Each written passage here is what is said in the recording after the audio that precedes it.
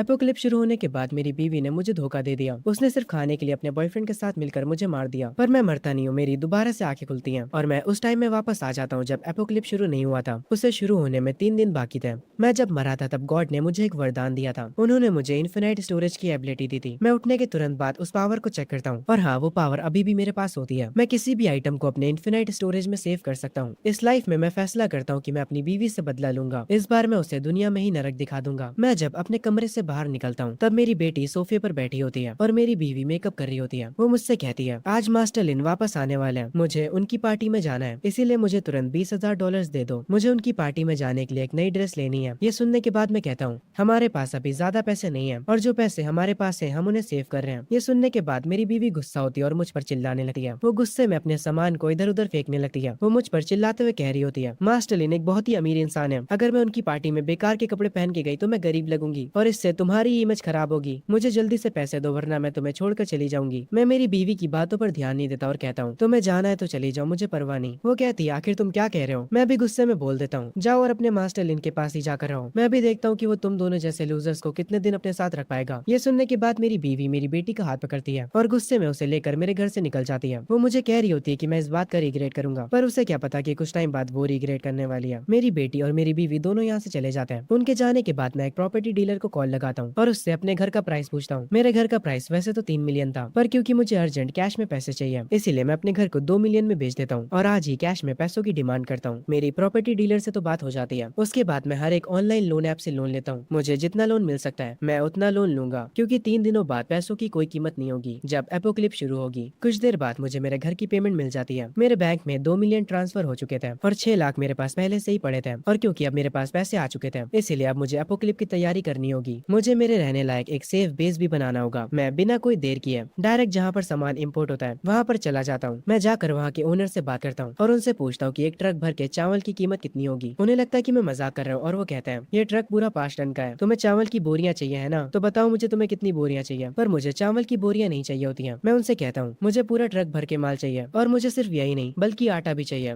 और नूडल्स भी, जो भी आपके पास खाने लायक सामान है मुझे हर एक वो चीज चाहिए। यहाँ पर जितना सामान है मुझे वो सब चाहिए। ये सुनने के बाद वो आदमी हैरान हो जाता है और कहता है, क्या तुम पूरी सुपरमार्केट खोलने का प्लान कर रहे हो? मैं अपना कार्ड बाहर निकालता हूँ और कहता हूँ, हाँ कुछ ऐसे ही समझ लीजिए। इन सारे सामान को मेरे वेयरहाउस में डिलीवर करवा दीजिएगा। कुछ देर बाद वो खाने का ट्रक उस वेयरहाउस में आता है जो मैंने खरीदा होता है और वहाँ पर सारा सामान अनलोड करके चला जाता है। मैं अपने उस वेयरहाउस में जाता हूँ और उन सारी चीजों को देखता हूँ। उसके बाद एक एक करके हर एक चीज को अपने इन्फिनाइट स्टोरेज में सेव करता हूँ। देखते देखते वो पूरा वेयरहाउस खाली हो जाता है, पर इतना सामान मेरे लिए काफी नहीं है। ये बस कुछ सालों तक ही चल पाएगा। मुझे और खाने के आइटम्स चाहिए होंगे। मुझे मेरी फेवरेट कोल्ड ड्रिंक्स और KFC के आइटम्स भी चाहिए। एपोक्लिप में वही खाने का सामान सबसे ज्यादा लग्जरी होता है। सीन शिफ्ट होता है MC की बीवी के ऊपर, जो कि मास्टर लिन के लिए ड्रिंक तैयार कर रही होती है। वो अपने पति की बुराई करती है और कहती है, मेरे पति ने मुझे घर से निकाल दिया क्योंकि मैंने उससे कुछ पैसे मांग लिए थे, पर मास्टर लिन आप उससे बिल्कुल अलग हैं, आप बहुत ही ज्यादा अच्छे हैं। मास्टर लिन नोटिस करता है कि ये औरत उससे कुछ ज्यादा ही चिपक रही है। वो अपने मन में कहता है, ये औरत कुछ ज्यादा ही मेरे से चिपक रही है, मैं कुछ दिनों में इसे छोड़ दूंगा। हमारे MC की जो बेटी होती है वो इस टाइम पर मास्टर लिन को अपना डैड बुला रही होती है और अपने असली डैड की बुराई कर रही होती है। वो अपने डैड को लूजर बोलती है। सीन शिफ्ट होता है वापस से MC पर। वो अपने रहने के लिए एक सेफ बेस बनवा रहा होता है। मेरे सारे पैसे खत्म हो गए, पर जब एपोक्लिप आएगी और बहुत ही ज्यादा ठंड पड़ने लगेगी तब मेरा ये घर मुझे सुरक्षित रखेगा। इस बेस को बनवाने के बाद मेरे पूरे पैसे वसूल हो जाएंगे। कुछ दिनों में मेरे घर का काम कंप्लीट हो जाता है। अब बारी आती है उस दिन की जिस दिन एपोक्लिप आया था। आसमान में काले बादल छा जाते हैं और कुछ ही देर में पूरा शहर नीला पड़ जाता है। हर तरफ ठंडी हवाएं चलने लगती हैं और बर्फ भी काफी तेजी से गिरने लगती है। टेम्परेचर -30 डिग्री चला जाता है। पूरे शहर में तूफानी हवाएं चल रही होती हैं, पर मुझे इन सब चीजों से क्या, मैं तो अपने बेस में आराम से बैठा होता हूँ, अपने रूम का टेम्परेचर 24 डिग्री पर सेट करके। जैसा मैंने सोचा था एपोक्लिप आ चुकी है। सीन शिफ्ट होता है MC की बीवी के ऊपर। उसे समझ नहीं आ रहा होता है अचानक से इतनी तेज हवाएं कैसे चलने लगी और मौसम इतना ठंडा कैसे हो गया। मौसम के ऐसे होने की वजह से हर जगह की लाइट भी कट ऑफ हो चुकी होती है। ये लिन नाम का बंदा एक बहुत मोटा सा कोट पहने होता है। MC की बीवी लिन से पूछती है, क्या गर्म वाला AC खराब हो चुका है? लिन गुस्से में कहता है, चुप रहो, पावर ही कट ऑफ हो चुकी है, क्या तुम्हें बाहर का नजारा नहीं दिख रहा? MC की बेटी रो रही होती है और वो कहती है अपनी मॉम से, मुझे बहुत ठंड लग रही है, मुझे अपने घर वापस जाना है। वो एक कोने में बैठकर रोने लगती है और लिन से कहती है, डैड मुझे बहुत ठंड लग रही है, मुझे खाना चाहिए। पर लिन गुस्से में उससे कहता है, चुप हो जा, मुझे खुद ठंड लग रही है। MC की बीवी सोचती है, मेरा पति अभी अपने घर पर होगा, मैं उसे जल्दी से यहाँ पर बुला लेती हूँ और हम उसके साथ वापस चले जाएंगे। वो कॉल लगाती है, तभी मुझे मेरी बीवी का कॉल आता है।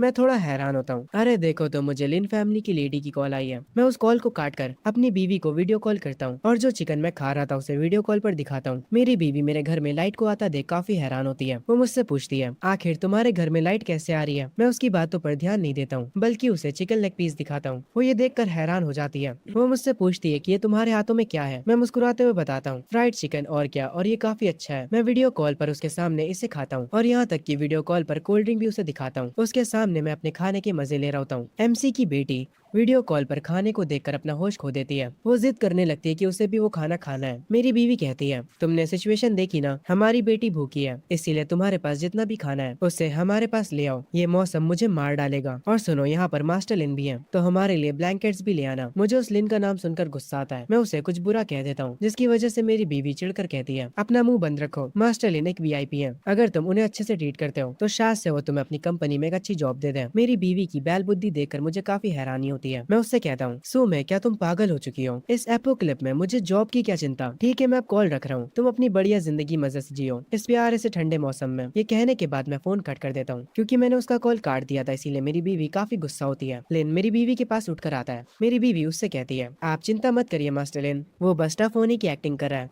पर असल में वो एक बहुत बड़ा सिंप है। अगर मैं उससे थोड़ा अच्छे से बात करूंगी तो वो कुत्तों की तरह भागते हुए मेरे पास आ जाएगा और हमारे लिए खाना भी ले आएगा। पर तभी लिन उसे एक जोर का थप्पड़ जड़ देता है। वो जाकर जमीन पर गिर जाती है। उसकी आंखों से आंसू आ जाते हैं। वो कहती है, आपने मुझे मारा? लिन कहता है, तुम बस एक कचरा हो। अगर मैं तुम्हारे साथ यहाँ पर टाइम स्पेंड ना कर रहा होता तो इस समय मैं अपने प्राइवेट जेट में होता, ना कि यहाँ पर ठंड में जम रहा होता। मैं अपने कोल्ड ड्रिंक के कैन को ओपन करता हूँ। अब जबकि एपोक्लिप शुरू हो चुकी है, अभी एपोक्लिप का पहला दिन है, तो इंसान अभी एक दूसरे को नहीं खाने वाले हैं। उसमें थोड़ा टाइम लगेगा। मैं सोचता हूँ कि इस वक्त मेरी बीवी क्या कर रही होगी। मैंने पेट भर खाना खा लिया है, अब मेरे पास कुछ करने के लिए नहीं है। मैं अपने खाने की फोटो खींचता हूँ और उसे सोशल मीडिया पे डाल देता हूँ। मैं उसके कैप्शन में लिखता हूँ कि मैंने कुछ ज्यादा ही खा लिया। तभी मैं देखता हूँ कि मेरी बीवी के बहुत सारे मैसेजेस मेरे फोन पर पड़े हैं। उसने असल में वॉइस मैसेजेस भेजे होते हैं। मैं उसमें से एक मैसेज को प्ले करता हूँ। उसमें मेरी बीवी मुझे गालियां दे रही होती है, क्योंकि उसने वो खाने की तस्वीर देख ली जो कि मैंने सोशल मीडिया पर डाली थी। वो आगे कहती है कि वो कुछ देर में भूख से बेहोश हो जाएगी और मुझे उसे खाना देने के लिए कहती है, और ये धमकी देती है कि वो मुझे एक्सपोज कर देगी कि मैं उसे अब्यूज करता हूँ और मुझ पर एक झूठा केस डाल देगी। मैं बस अपने मन में इतना ही सोचता हूँ कि इस बैल बुद्धि में अभी तक अकल नहीं आई है। एपोक्लिप के समय पर ये मुझ पर केस करेगी। आखिर इस टाइम पर इसका केस कौन लड़ने वाला है? ये दुनिया का अंत है। मैं अपनी बीवी को ब्लॉक कर देता हूँ ताकि वो मुझे और परेशान ना कर सके।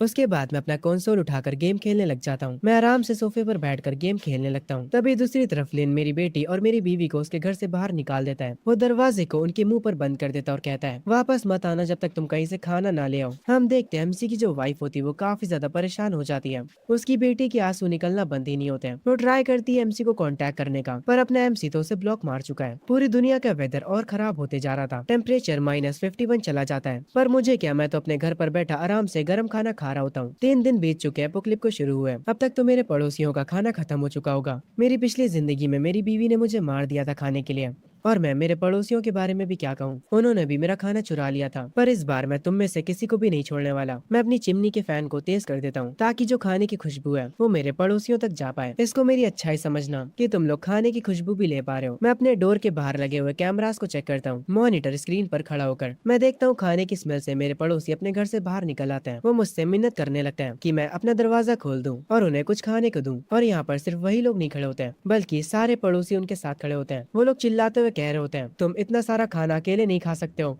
कुछ खाना हमारे साथ भी बांटो। वो लोग कसकर मेरा गेट पीटने लगता है, पर मुझे उनकी बातों से कोई भी फर्क नहीं पड़ता, और वो इस गेट को तो कभी नहीं तोड़ पाएंगे। मैंने बहुत पैसे खर्चा करे हैं। मेरी पिछली जिंदगी में इन लोगों ने मुझे बेवकूफ बना लिया था और मेरे घर में आकर मेरा सारा खाना ले गए थे। इस बार मैं इनके मजे लेने वाला हूँ। मैं एक स्माइल करता हूँ और गेट के पास जाकर बोलता हूँ, अभी गेट के बाहर कौन खड़ा है? बाहर से मेरे एक पड़ोसी का जवाब आता है, शाओ जैंग, मेरा पोता भी मेरे साथ है, हमें 2 बोरी चावल और थोड़ा मीट दे दो, मेरा पोता काफी भूखा है। ये सुनने के बाद मैं उनसे कहता हूँ, आंटी लिन, असल में मेरे पास भी खाना नहीं है, आप खुद से अपना कोई जुगाड़ कर लीजिए। वो मुझ पर चिल्लाते हुए कहती हैं, तुमने अभी क्या कहा? मैं उनसे कहता हूँ, मैं अपना खाना कुत्तों को खिला दूंगा पर आपको नहीं, और अगर आपने दोबारा से मेरे दरवाजे पर एक और हाथ मारा फिर देखना कि मैं क्या करता हूँ। ये सुनने के बाद वो बाहर से कहती हैं, तुम शाओ जैंग, मुझे लगा था कि तुम एक अच्छे इंसान हो, मुझे यकीन नहीं हो रहा कि तुम ऐसी बातें कर रहे हो। एक बड़ा टैटू वाला बंदा बोलता है, ये बच्चा तो कुछ ज्यादा ही जबान चला रहा है, एक बार जरा दरवाजा खोल और मैं तुझे सिखाता हूँ कि बड़ों की रिस्पेक्ट कैसे करते हैं। वो दरवाजे पर जोर से किक मारता है, और सिर्फ एक बार नहीं, वो बार बार उस दरवाजे को मारता है, पर उस दरवाजे दरवाजे पर लात मारने की वजह से वो खुद पीछे जाकर दीवार से टकरा जाता है। वो हैरान होता है कि ये डोर इतना ज्यादा मजबूत है। भाई आखिरकार मैंने उस डोर पर पैसे खर्चा करे। आखिर में सारे पड़ोसी हार मान जाते हैं। वो मुझे बुरा भला कहते हैं और वो कहते हैं क्या वो हमें भूख से मरता हुआ देखना चाहता है। तभी यहाँ पर भागते हुए मेरी बीवी मेरी बेटी को लेकर आ रही होती है। वो मेरे घर के पास आ जाती है और वो काफी खुश होती है। वो गेट पर नॉक करके कहती है शाओ ज़ेंग दरवाजा खोलो। वो टैटू वाला बंदा कहता है ये औरत तो शाओ ज़ेंग की वाइफ है। वो पड़ोसी आंटी आकर उसकी वाइफ से कहती है अरे तुम तो सुमे हो ना, वही औरत जो कि अपने पति को अमीर आदमी के लिए छोड़कर चली गई थी। क्या हुआ, क्या उस अमीर आदमी ने तुम्हें खाना नहीं खिलाया। शाओ ज़ेंग की वाइफ ऑलरेडी रो रही होती है। वो बार बार गेट पर खटखटाती है और रोते हुए माफी मांगती है। वो मेरी बेटी का नाम लगाती है और कहती है कि उसने ये सब उसके फ्यूचर के लिए किया था। मैं डोर के पास आता हूँ और अपनी बीवी से कहता हूँ सुमे मुझे माफ करना, मैं तुम्हें पहले ही ये बात बता दूं कि अब हम लोग साथ में नहीं हैं। और मुझे बताओ तुम वापस क्यों आई हो मेरे पास। मैं मॉनिटर स्क्रीन पर उन सब की हालत देख रहा होता हूँ और मजे से अपनी ड्रिंक को एंजॉय कर रहा होता हूँ। मैं अपने पड़ोसियों से कहता हूँ मेरी बात सुनो तुम लोग, मैं तुम्हें बताता हूँ। मेरी जो ये एक्स वाइफ है वो मुझे लिन फैमिली के अमीर आदमी के लिए छोड़कर गई थी और अब देखो मेरे पास वापस आ गई। तुम्हें पता वो लिन नाम का बंदा बिलियनर है, उसका घर पूरा खाने से भरा पड़ा है। मेरी बीवी वहाँ पर 3 दिन उसके साथ रही, इसीलिए मैं पक्के तरीके से कह सकता हूँ कि मेरी बीवी के बैग में खाने का सामान होगा। एक बार तुम लोग उसके बैग को तो देखो, वो कितना ज्यादा भरा लग रहा है। मेरे ये कहते ही सारे पड़ोसियों की नजर मेरी बीवी के बैग पर जाती है। मैं उन सबको बताता हूँ कि उसमें खाने का बहुत टेस्टी सामान हो सकता है। उन सब की नजरों में भूख दिख रही होती है और वो लोग किसी पागल ज़ॉम्बी की तरह मेरी बीवी के पास जाने लगते हैं। वो उसे पकड़कर उसका बैग छीन लेते हैं, पर जब वो लोग बैग को चेक करते हैं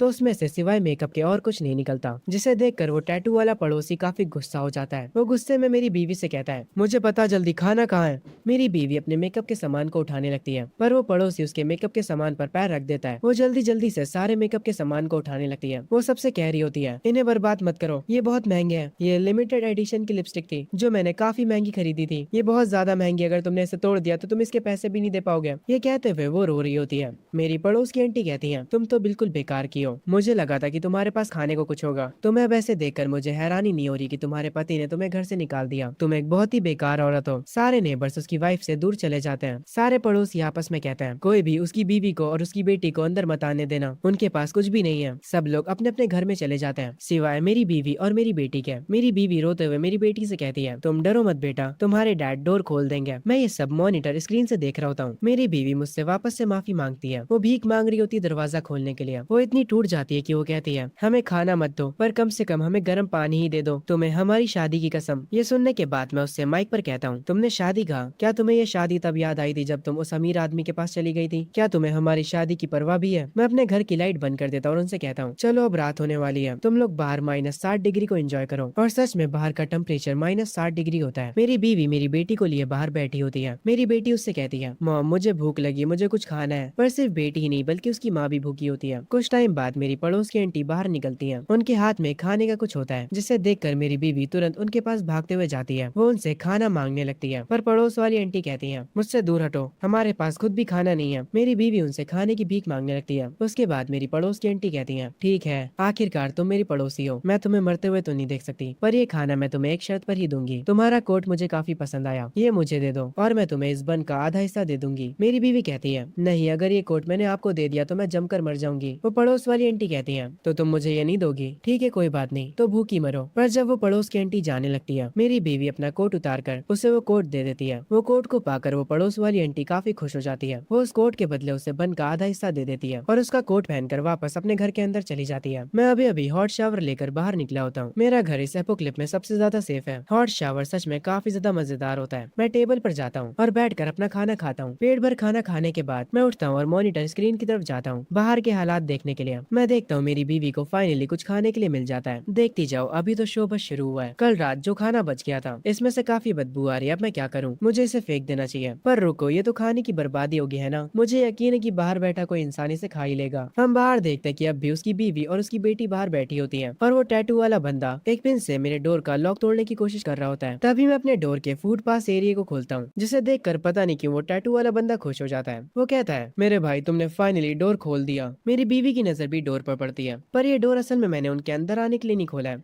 बल्कि वो जो बेकार का खाना बच गया था वो उन्हें देने के लिए खोला होता है। वो खाना बाहर फेंक कर मैं उनसे कहता हूँ ये खाना सड़ चुका है, तो क्या तुम मेरे लिए इसे कूड़े में डाल दोगे। उस खाने की पन्नी फट जाती है और वो खाना जमीन पर गिर जाता है। पड़ोसी लोग और मेरी बीवी इतने ज्यादा भूखे होते हैं कि वो जमीन पर गिरे खाने पर भी टूट पड़ते हैं और उस खाने के लिए आपस में लड़ने लगते हैं। मैं ये सारा नजारा अपनी स्क्रीन पर देख रहा होता हूँ। मैं अपनी ड्रिंक का ग्लास उठाता हूँ और ये सब देखते हुए मस्त उसे एंजॉय करता हूँ। इन्हें ऐसे आपस में लड़ता देख मुझे काफी मजा आ रहा था। में तुमने मुझे पिछली जिंदगी में मार दिया था, अभी तो बस शुरुआत हुई है। वो जो खाना मैंने बाहर फेंका था उसे खत्म करने के बाद सारे पड़ोसी अपने घर चले जाते हैं और मेरी बीवी के हाथ बस एक हड्डी लगती है। वो उसे मेरी बेटी को देते हुए कहती है, ये लो इसे खा लो, ये चिकन की बोन है। और भूख के मारे मेरी बेटी उसे खाने भी लगती है। मेरी बीवी अपने मन में सोचने लग जाती है, उसने विंडो ओपन करी थी और खाने को मेरे सामने फेंका। इसका मतलब है कि वो अभी भी मेरी केयर करता है। पागल हो गई ये औरत भूख के मारे। आगे वो कहती है, पक्का मेरे पति को डर था कि पड़ोसी मुझसे खाना ना चुरा ले, इसीलिए उसने खाने को कूड़े की तरफ फेंका। पक्की बात है वो मुझे सिग्नल भेज रहा है। हाँ नहीं, मुझे समझ आ गया कि तुम्हारा क्या मतलब है। क्या तुम मुझसे अभी भी गुस्सा हो? वो चिकन की बोन काफी टेस्टी थी। मुझे पता कि वो तुमने हमारी बेटी के लिए भेजा था। मेरी बीवी जो बाहर ये सब खड़े कह रही होती है, मुझे इसका अंदाजा भी नहीं होता क्योंकि मैं अपने घर के अंदर बैठकर आराम से गेम खेल रहा होता हूँ। मेरा सारा ध्यान गेम पर होता है। थोड़ी देर बाद मैं गेम को बंद कर देता हूँ और डोर पर आता हूँ। ऐसा नहीं था कि मैंने अपनी बीवी की बातें नहीं सुनी, मुझे लगता कि वो बस पागल हो चुकी है। मैं डोर के पास खड़े होकर उससे कहता हूँ, सुमी क्या ठंड के मारे तुम्हारा दिमाग खराब हो चुका है? वो बस कचरा था जो कि मैंने बाहर फेंका, वो कोई सिग्नल नहीं था, इसीलिए डेल्यूजनल होना बंद करो। मेरी बीवी इसके जवाब में कहती है, नहीं तुम झूठ बोल रहे हो, तुम अभी भी मुझसे प्यार करते हो, तुम बस अभी गुस्से में हो। नाटक करना बंद करो और अगर सच में तुम मुझसे प्यार नहीं करते तो दरवाजा खोलो और मेरी आंखों में देख कर कहो, ऐसा हो ही नहीं सकता कि तुम मुझे छोड़ दो। मैं उसे स्क्रीन के पास बैठकर देख रहा होता हूँ और उससे कहता हूँ, तुम्हें बस वो अमीर आदमी चाहिए था, तुमने बस मुझे बैकअप की तरह ट्रीट किया। और तुम्हारी बेटी भी बिल्कुल तुम्हारे जैसी है, उसे भी लिन को अपना डैड बनाना था, तब तुम्हें मेरा प्यार याद नहीं आया। अब मुझे तुम्हारी कोई परवाह नहीं है, पर रिलैक्स रहो, मैं तुम्हारी जान नहीं लूंगा, जाकर अपनी जिंदगी जियो। मैं अपनी ड्रिंक को उठाता हूँ और कहता हूँ, बस तुम मेरी जिंदगी को बेहतर होते हुए देखो। मैं उस ड्रिंक को पूरा पी जाता हूँ। बाहर से मेरी बीवी कहती है, ऐसा हो ही नहीं सकता कि तुम मुझसे प्यार नहीं करते हो।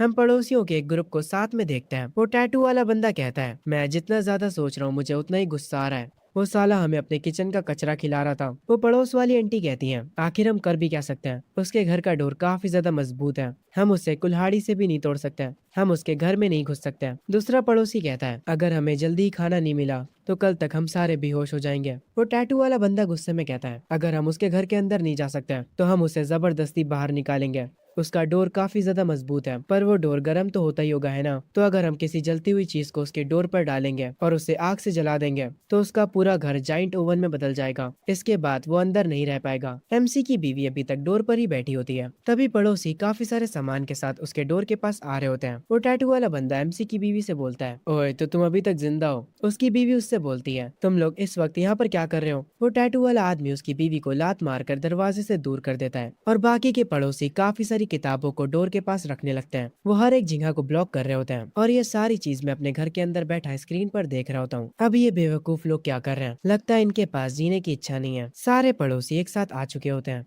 वो टैटू वाला बंदा कहता है, क्योंकि तू दरवाजा नहीं खोल रहा है इसीलिए मरने के बाद हमें ब्लेम मत करना। ये कहते हुए वो टैटू वाला बंदा अपना लाइटर जलाता है और उसके डोर के आगे आग लगा देता है। वो बाहर से चिल्ला रहा होता है, चलो देखते तुम कब तक छुप कर रहोगे अंदर। मेरी बीवी भी पता नहीं क्यों आग लगता देख काफी खुश होती है, पर इन लोगों को कौन समझाए। मैंने ऑलरेडी हर एक चीज की तैयारी कर रखी है। मैंने जिस वाटर सप्लाई को अपने इन्फिनाइट स्टोरेज में सेव करके रखा था, मैं उसे बाहर निकालता हूँ और उसे फ्रीजिंग गन से कनेक्ट कर देता हूँ ताकि वो पानी बर्फ बनकर बाहर निकले। मैं उस गन को अच्छे से सेट कर लेता हूँ। मेरे पास इतना ज्यादा पानी है कि मैं 5-6 जिंदगियां जी सकता हूँ। अब मैं इस पानी को -60 डिग्री की बर्फ में बदल दूंगा। अब मैं इन लोगों को जाकर बताता हूँ कि मुझसे क्यों दूर रहना चाहिए था। हेलो मेरे पड़ोसियों, क्या तुम्हें मेरी आवाज सुनाई दे रही है? काफी टाइम हो गया तुम सबको नहाए हुए है ना। मेरी आवाज सुनकर सारे पड़ोसी डोर के पास आने लगते हैं। मैं विंडो को खोलता हूँ और अपनी आइस गन को आगे करता हूँ और उस गन को अपने पड़ोसियों पर चला देता हूँ। काफी तेज बर्फ निकलती है जो मेरे पड़ोसियों को दूर तक उड़ा देती है। पूरी जगह फ्रीज हो चुकी होती है। वहाँ पर सब ठंड के मारे कांपने लगते हैं। मैं उन सबको स्क्रीन पर देख रहा होता हूँ। उसके बाद मैं आराम से दोबारा से खाने बैठ जाता हूँ। मैं अपने खाने के पूरे मजे ले रहा होता हूँ। उसके बाद मैं अपना गेमिंग कंसोल उठाता हूँ। बाहर वो टैटू वाला बंदा कहता है, मुझे मेरे हाथ फील नहीं हो रहे हैं, मेरी उंगलियां काली पड़ चुकी हैं। पड़ोस वाली आंटी का चेहरा काला पड़ चुका होता है। उनका चेहरा काफी ज्यादा दर्द कर रहा होता है। वो मुझे गालियां दे रही होती हैं। मेरी बीवी कहती है, अच्छा हुआ मैं जल्दी से जाकर छुप गई थी, आखिर उसके पास इतना पानी आया कहाँ से? क्या अंदर उसके पास पूरा समंदर है? तभी वो टैटू वाला आदमी मेरी बीवी के पास आकर उसे लात मारता है। वो मेरी बीवी और मेरी बेटी को उठाता और कहता है, हम इनका इस्तेमाल करेंगे उसे धमकाने के लिए। मैं इनको आराम से अंदर बैठा मॉनिटर स्क्रीन पर देख रहा होता हूँ और वो भी मेरी गर्म कॉफी पीते हुए। मुझे पता है कि मेरे पागल पड़ोसी कुछ न कुछ करने वाले हैं। वाटर गन से मैं बस उन्हें डरा सकता हूँ, पर जब ये लोग अपनी औकात से बाहर चले जाएंगे तो मुझे अपने एक खास वेपन का इस्तेमाल करना पड़ेगा। इसकी इफेक्टिव रेंज 100 मीटर है। ये किसी शील्ड के भी आर पार जा सकता है। तू साले टैटू वाले मोटे आदमी, तेरा नाम चांग है ना? अगली बार अगर तू मुझे दिखा तो मैं तेरे ऊपर पानी डालने के बजाय अपनी इस नई वेपन से मारूंगा। वो चैंग एमसी की बीवी और उसकी बेटी को डराता है और उनसे कहता है, रोना बंद करो, मैं तुम लोगों से बाद में निपटूंगा। वो उन्हें एक बोतल देता है जो कि किसी चीज से भरी होती है और उन्हें ऑर्डर देता है कि वो लोग एसी यूनिट से होकर जांग की बालकनी तक जाए। उस बोतल में गैस होती है। चैंग कहता है, वहां पर जाकर इस बोतल को उसकी विंडो पर फोड़ देना और फिर इसे जला देना। उसके बाद वो खुद बाहर निकल आएगा। एमसी की बीवी कहती है, नहीं, वो कम से कम 10 फ्लोर ऊंचा है और बाहर हर जगह बर्फ है। अगर मैं एसी यूनिट की तरफ से होते हुए जाऊंगी तो मैं फिसल कर गिर सकती हूँ। पर सारे पड़ोसी उसे फोर्स करने लगता है। वो पड़ोस वाली आंटी उसकी बेटी को पकड़ती है और कहती है, अगर तुम नहीं जाओगी तो पता नहीं हम तुम्हारी बेटी के साथ क्या करेंगे। उसकी बेटी रोने लगती है और वो मजबूरन जाने के लिए मान जाती है। वो खिड़की से कूदती है। उसकी पीठ पर रस्सी बंधी होती है। ये लोग उसे सबसे ऊपर से फ्लोर बाय फ्लोर नीचे उतार रहे होते हैं। वो नीचे उतरते वक्त अपने पति को बुरा भला कह रही होती है। मैं ये सब अपनी मॉनिटर स्क्रीन पर देखते हुए अपनी न्यू वेपन को साफ कर रहा होता हूँ। मैं देखकर हैरान हो जाता हूँ। जिंदा रहने के लिए उसने सच में इतना बड़ा रिस्क लिया। जब मैं अपने इस बेस को तैयार करवा रहा था तब मैंने हर एक जगह कैमरास को इंस्टॉल करवाया था। तुम मेरे ऊपर बालकनी से अटैक करना चाहते हो, ये काफी बढ़िया आइडिया है, पर मेरे आगे बेकार है। सो में पिछली बार तुमने मुझे मार दिया था और अब तुम मुझे जिंदा जलाना चाहती हो। उसकी बीवी बालकनी तक पहुंच चुकी होती है, पर मैं अभी बालकनी के पास आ चुका होता हूँ। मैं उस वेपन को उस पर पॉइंट आउट करता हूँ और कहता हूँ, अब तुम यहाँ पर आई गई हो तो यहाँ से जा नहीं पाओगी। मुझे अपनी पुरानी मेमोरीज याद आ जाती हैं, जब सुमे ने मुझे लिन के बॉडीगार्ड से पिटवाया था। तुम बस एक अच्छी जिंदगी के लिए मुझे छोड़कर उस अमीर आदमी के पास चली गई थी, मुझे धोखा दिया और फिर बाद में मुझे मार दिया। तुम सब लोग मुझ पर हंस रहे थे।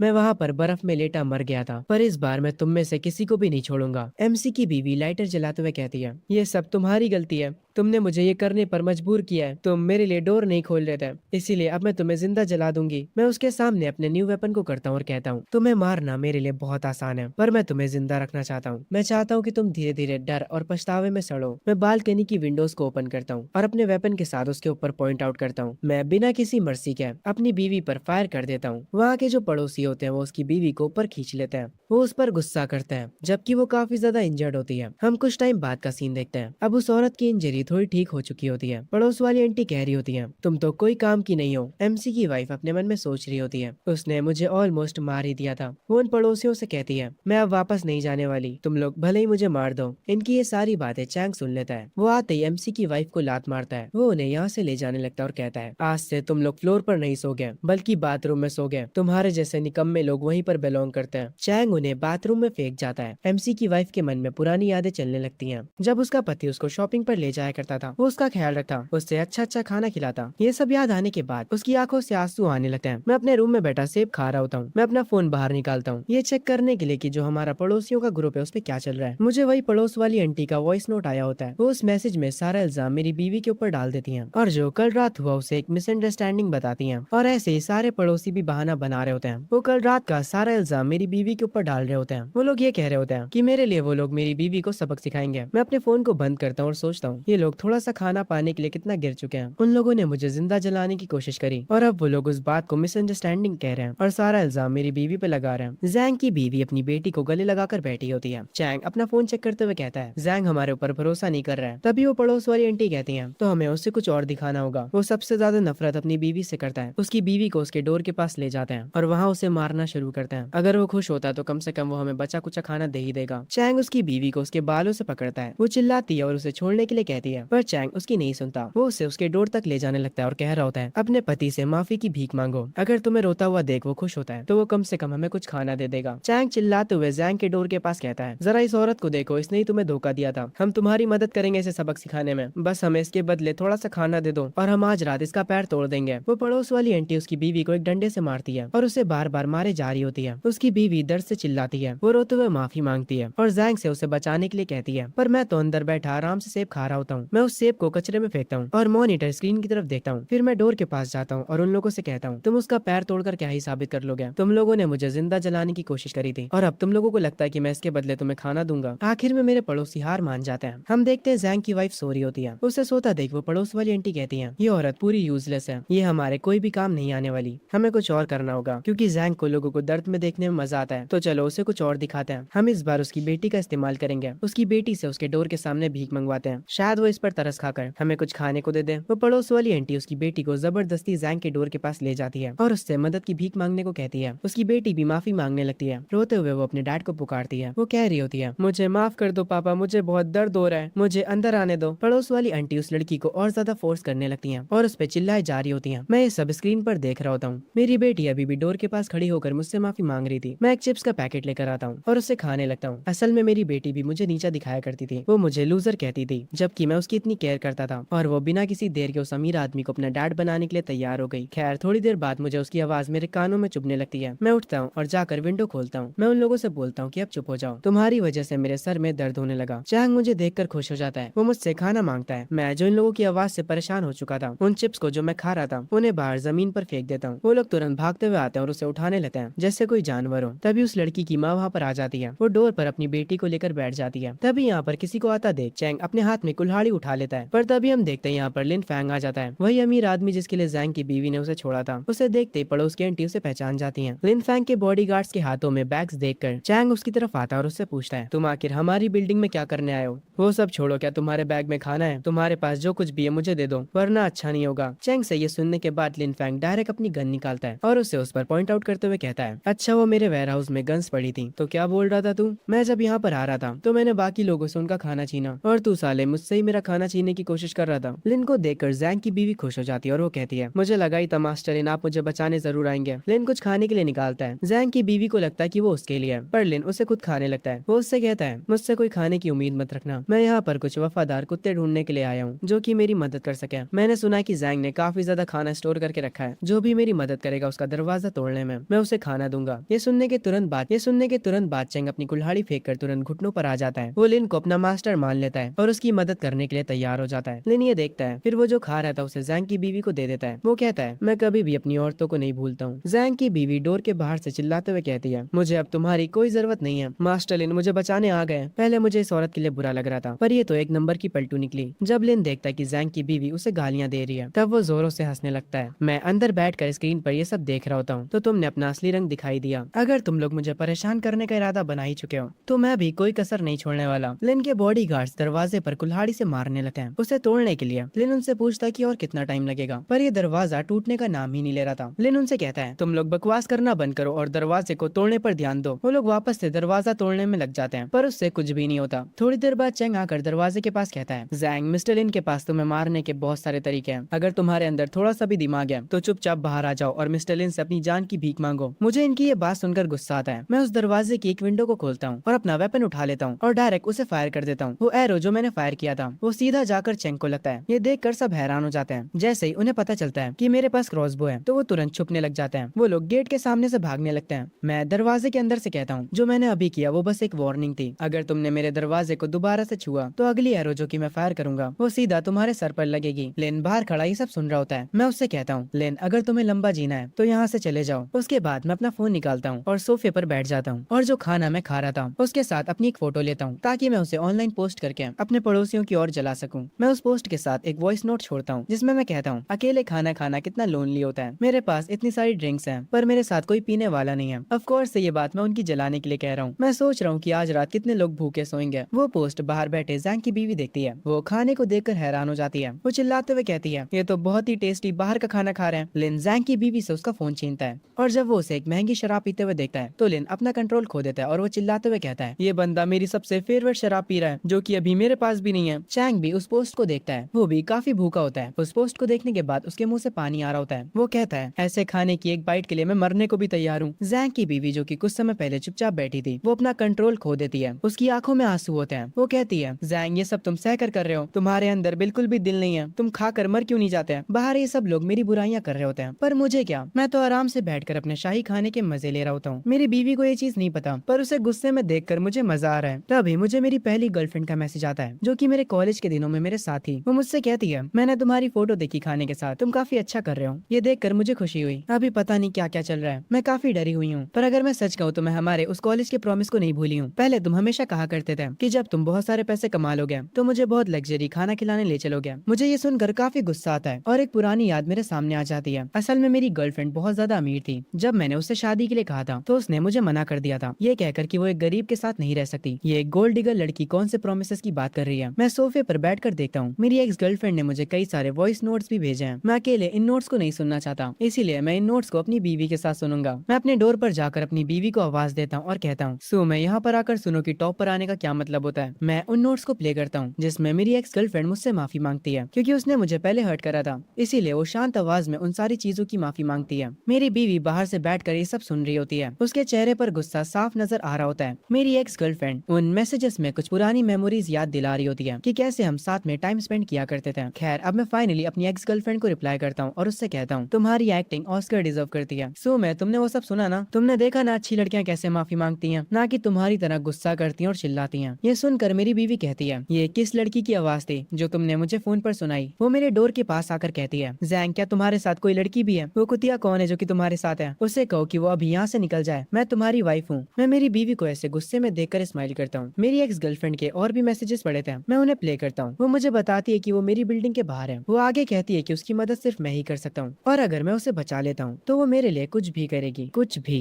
ये सुनने के बाद मेरे चेहरे पर एक अलग सी स्माइल आ जाती है। मैं उसके ये मैसेजेस अपनी बीवी के सामने प्ले कर रहा था, जिसको सुनने के बाद वो कहती है, जैंग तुम उस कुतिया का यकीन मत करना, वो बस तुम्हारे खाने के पीछे है, वो मुझसे भी कई ज्यादा घटिया होगी। हम देखते हैं गेट के पास चैंग खड़ा होता है। तभी हम एक लड़की को देखते हैं जो कि बड़ी मुश्किलों से जीने चढ़कर आ रही होती है। वो लड़की दिखने में काफी ज्यादा सुंदर लग रही थी। चैंग की नजर उस लड़की पर पड़ती है। वो उसे देखने के बाद कहता है, तुम कौन हो? इस फ्लोर पर आना मना है तो यहाँ से चली जाओ। वो लड़की कहती है कि वो जैंग को ढूंढ रही है और खुद को उसकी गर्लफ्रेंड बताती है। ये वही एक्स गर्लफ्रेंड होती है जिसने जैंग को मैसेज करा था। ये सुनने के बाद चैंग हंस पड़ता है। वो कहता है, उसकी गर्लफ्रेंड तो सुमे थी जो कि अब उसकी बीवी है, तो तुम कौन हो? वैसे वो सब छोड़ो, तुम्हारा फिगर काफी कमाल का है, ठरकी साला। खैर, आगे चैंग कहता है, तुम अभी तक जिंदा हो, इसका मतलब है तुम हमारे कुछ तो काम आ ही सकती हो। तभी हम यहाँ पर लिन को आते हुए देखते हैं। वो आकर चैंग से पूछता है कि यहाँ पर क्या चल रहा है। चैंग कहता है, पता नहीं ये लड़की कहाँ से आ गई है, ये बता रही है कि ये जैंग की गर्लफ्रेंड है। वो लड़की लिन से भी कहती है, मैं जैंग की गर्लफ्रेंड हूँ और उसने मुझे इन्वाइट करा है। वो अपना फोन निकालती है और कहती है, देखो उसने मुझे खाने की फोटो भी भेजी थी। उसने कहा था अगर मैं उसके घर आती हूँ तो वो मुझे खाने को देगा। लिन उस लड़की का फोन लेकर वो फोटोज को देखने लगता है और अपने मन में कहता है, ये जैंग भी कितना अजीब बंदा है, इस बंदे को अपनी बीवी नहीं चाहिए पर अपनी गर्लफ्रेंड को ये घर पर बुला रहा है। लिन उस लड़की से कहता है, मुझे यकीन नहीं होता कि तुम्हें जैंग ने बुलाया है। वो लड़की कहती है, जैंग मुझसे बहुत प्यार करता है, उसकी वो बीवी से तो वो परेशान हो चुका था, मुझे जैंग से बात करने दो, वो पक्का मेरे लिए डोर खोल देगा और जब वो डोर खोलेगा तो तुम लोग मेरी मदद कर सकते हो उससे सारा खाना छीनने में। जैंग सच में किसी पर भी भरोसा नहीं कर सकता। सब नीचे यहाँ पर। ये सुनकर लिन भी उसे टीम अप कर लेता है। आगे वो लड़की जैंग के डोर के पास जाती है जहाँ पर पहले से जैंग की बीवी होती है। वो लड़की जैंग की बीवी को पहचान जाती है और कहती है, अरे यार जरा देखो तो यहाँ पर सुमे है, हमारी कॉलेज की सबसे एटीट्यूड वाली लड़की जो कि काफी खूबसूरत थी। मेरी प्यारी सीनियर सुमे, तुम्हारे हालात ऐसे कैसे हो गए? तुम तो इस डोर के पास सिक्योरिटी गार्ड जैसे खड़ी हो। जैंग की बीवी कहती है, जियांग चियान तुम बेशरम फॉक्स, तुम यहाँ पर क्या कर रही हो? ये मेरे घर का डोर है, यहाँ से चली जाओ। जैंग ने तुम्हें काफी सालों पहले ही छोड़ दिया था, हम इस नई लड़की को चियान कहेंगे। चियान कहती है, मुझे जैंग ने यहाँ पर बुलाया है, उसने मुझे खाने की फोटो भेजी थी और वैसे भी मैं उसका पहला प्यार हूँ। तभी यहाँ पर लिन आता और इन दोनों से कहता है, दोनों बहस करना बंद करो, मुझे परवाह नहीं है कि तुम में से कौन ज्यादा मैटर करता है जैंग के लिए। मेरे पास आधा बैग भरकर कुकीज रखे हैं, जिसने भी जैंग का दरवाजा खुलवा दिया उसे ये कुकीज मिलेंगे। दोनों लड़कियां कुकीज की लालच में आ जाती हैं। चियान गेट पर खड़े होकर कहती है, दरवाजा खोलो जैंग, ये मैं हूँ चियान,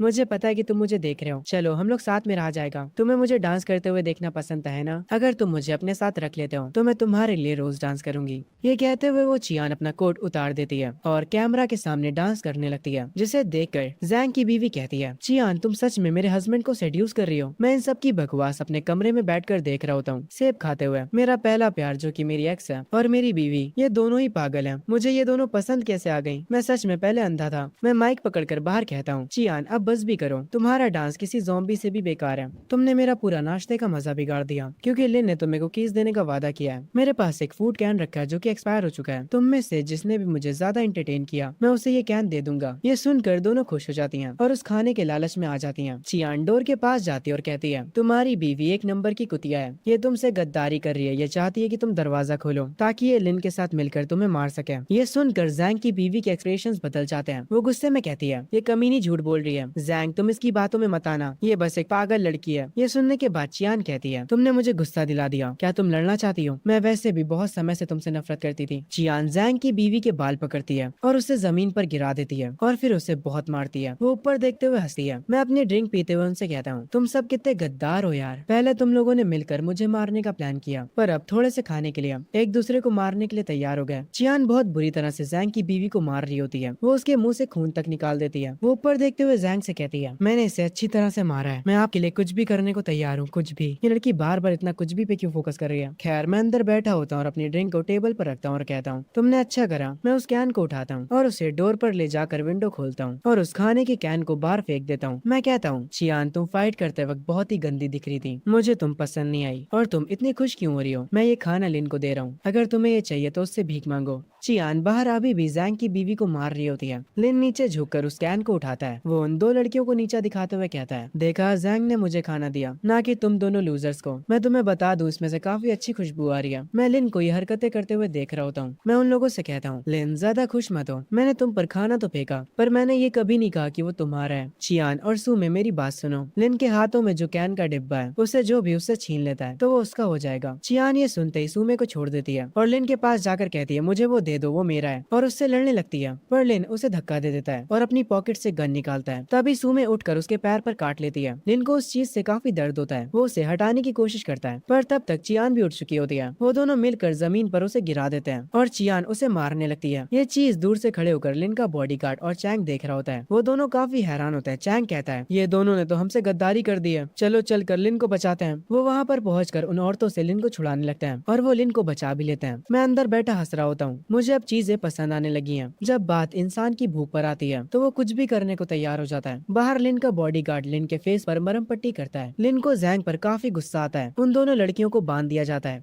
लिन अपने बॉडीगार्ड से कहता है कि इन दोनों को बाहर फेंक दो, इन दोनों को जाकर बर्फ में फेंका और इन्हें मरने के लिए छोड़ दो।